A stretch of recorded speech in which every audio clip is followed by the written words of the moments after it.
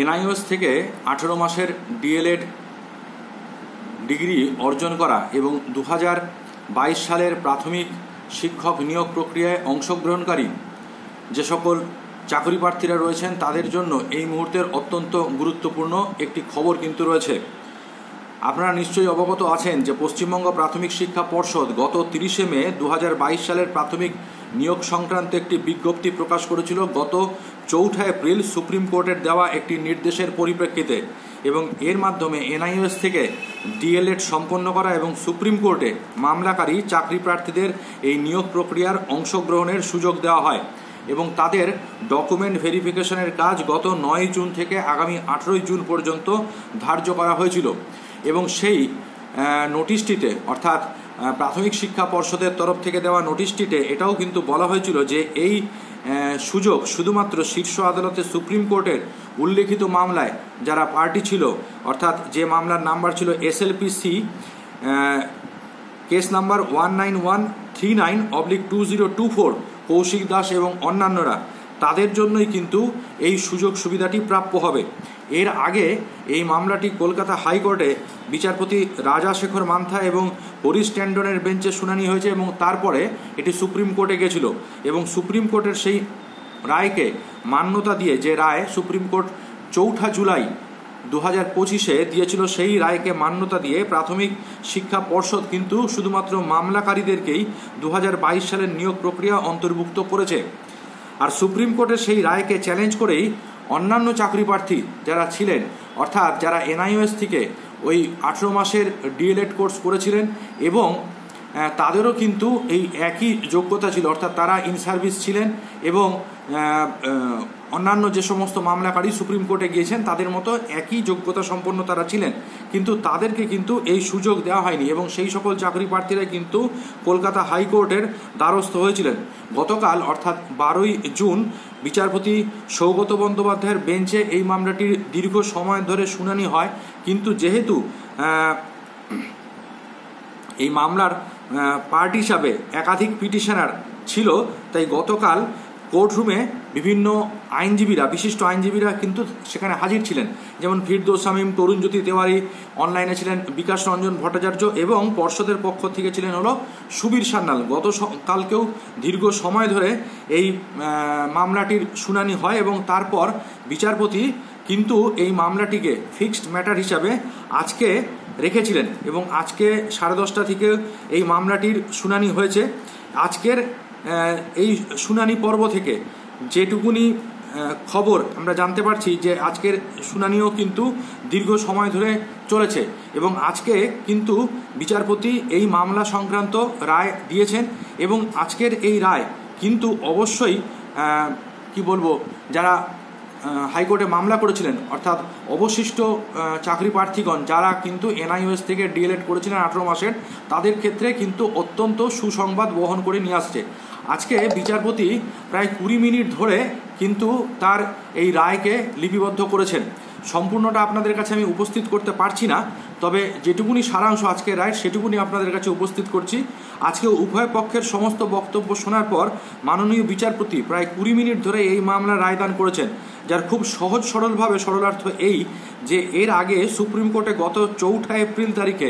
আবেদনকারীদের পক্ষে যে রায়দান করা হয়েছিল এবং যার পরিপ্রেক্ষিতে গত 30 মে প্রাথমিক শিক্ষা সংসদ একটি নোটিশ দিয়ে সেই সকল অ্যাপিল্যান্ট যারা সুপ্রিম কোর্টে মামলা করেছিলেন তাদের 2022 সালের প্রাথমিক নিয়োগ পরীক্ষাতে অন্তর্ভুক্ত করতে হবে একথা বলেছিলেন, যেহেতু এই পরীক্ষাটি তারা দিয়েছিলেন এবং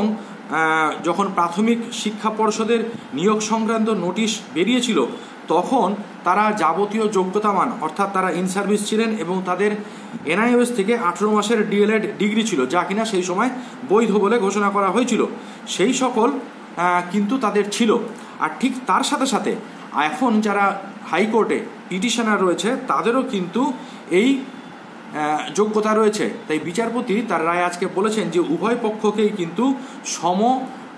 মর্যাদা দিতে হবে বা সম সুযোগ দিতে হবে, যেহেতু উভয় পক্ষের যোগ্যতা একই। এ প্রসঙ্গে বিচারপতি হাইকোর্টের ক্ষমতার সাপেক্ষে সুপ্রিম কোর্টের বেশ কিছু পর্যবেক্ষণের কথাও কিন্তু উল্লেখ করেন। বিভিন্ন মামলার রায় তিনি বলেছেন তার যে রায়ের কপি সেটা যদি আপনারা দেখেন তাহলে দেখতে পাবেন সেখানে সেই রায়ের গুলো কিন্তু উল্লেখ করা রয়েছেন। এবং তিনি এটাও বলেছেন যেহেতু সুপ্রিম কোর্ট একটি নির্দিষ্ট সময়সীমা বেঁধে দিয়েছে, তাদের চৌঠা এপ্রিলের যে রায় সেখানে একটি নির্দিষ্ট সময় কিন্তু সুপ্রিম কোর্ট বেঁধে দিয়েছে এই বাকি প্রক্রিয়াটিকে সম্পন্ন করার জন্য, এবং সেটা হলো 3 মাস। তাই সেই 3 মাস সময়কে উল্লঙ্ঘন না করে এবং গত 30শে মে প্রাথমিক শিক্ষা পর্ষদ সুপ্রিম কোর্টের যাওয়া যে সকল অ্যাপিলেন্ট ছিলেন তাদের নথিপত্র যাচাইকরণের জন্য সময়সূচি ইতিমধ্যেই ঘোষণা করে দিয়েছে, অর্থাৎ যা কিনা 9 জুন থেকে 18 জুন পর্যন্ত। তার মধ্যে এখন যারা হাইকোর্টে আবেদন করেছে সেই সকল পিটিশনারদের নথিপত্র যাচাইকরণ করতে হবে এবং এদের সকলকে নিয়ে, অর্থাৎ যারা সুপ্রিম কোর্টে গিয়েছিলেন, যাদের পক্ষে সুপ্রিম কোর্ট অলরেডি রায় দিয়ে দিয়েছে, কৌশিক দাস এবং অন্যান্য, এবং তার সাথে সাথে এখন যারা হাইকোর্টে মামলা করছেন তাদের সকলকে নিয়ে একটি কম্বাইন্ড মেরিট লিস্ট তৈরি করতে হবে। এবং তারপর পিটিশনার যদি দেখা যায় যে তাদের যে প্রাপ্য নাম্বার সেই নাম্বার যারা চাকরি পেয়েছে সেই মেরিট লিস্টের মধ্যে আসছে বা যা কাট অফ মার্ক রয়েছে তার মধ্যে আসছে, তাহলে সেক্ষেত্রে পিটিশনারদের সম্পূর্ণ স্বাধীনতা রয়েছে যাতে তারা চাকরিতে নিয়োগপত্র পায়, তার জন্য তারা উচ্চতর আদালতের দ্বারস্থ হতে পারে। যেহেতু সুপ্রিম কোর্ট একটি নির্দিষ্ট সময়সীমা ঠিক করে দিয়েছে ইতিমধ্যে যে 3 মাস, এর মধ্যে এই এত সমস্ত প্রক্রিয়া সম্পূর্ণ করা কিন্তু সম্ভব হবে না। সেক্ষেত্রে হাইকোর্ট বলেছে যে আপাতত যারা পিটিশনার রয়েছে তাদেরকে এই নিয়োগ প্রক্রিয়ার অন্তর্ভুক্ত করতে হবে এবং তাদেরও নথি যাচাইকরণ করতে হবে যারা সুপ্রিম কোর্ট থেকে রায় নিয়ে এসছে তাদের সাথে, এবং তারপর উভয়কে মিলে একটি যৌথ কম্বাইন্ড লিস্ট তৈরি করতে হবে। এবং সেই কম্বাইন্ড লিস্ট তৈরি হওয়ার পর যারা এই মুহূর্তে পিটিশনার রয়েছে তাদের যদি দেখা যায় যে তাদের যোগ্যতা রয়েছে, তারা চাকরির ক্ষেত্রে যোগ্য বলে বিবেচিত হচ্ছে, তাদের সেই ধরনের নাম্বার রয়েছে বা তাদের র্যাঙ্ক দেখা যাচ্ছে যে সামনে রয়েছে, তবে তারা এই যে সময়সীমা সেই সময়সীমা বর্ধিত করার জন্য বা তাদেরকে যাতে নিয়োগ দেওয়া হয় 2022 সালের নিয়োগ প্রক্রিয়াতে, তার জন্য উচ্চতর আদালত অর্থাৎ সুপ্রিম কোর্টের দ্বারস্থ হতে পারে। অর্থাৎ এক কথায় বলা যাচ্ছে যে আজকের রায় অনুযায়ী এনআইওএস থেকে যারা 18 মাসের ডিএলএড ডিগ্রি অর্জন করেছিলেন সেই সকল চাকরি প্রার্থীরা যারা প্রাথমিক শিক্ষা পর্ষদের গত 30 তারিখের নোটিফিকেশন অনুযায়ী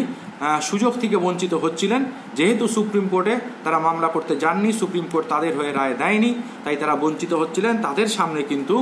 একটা নতুন দরজা খুলে গেল, তারাও কিন্তু এই নিয়োগ প্রক্রিয়ার অন্তর্গত হতে পারলেন। তাহলে এটা অবশ্যই তাদের ক্ষেত্রে অত্যন্ত আনন্দের একটি সংবাদ, তাই সেই সংবাদটি অবশ্যই সবার সাথে শেয়ার করে নেবেন। ভালো থাকুন সকলে, সুস্থ থাকুন। আপাতত এইটুকুনি আপডেট আপনাদের জন্য দেওয়ার ছিল।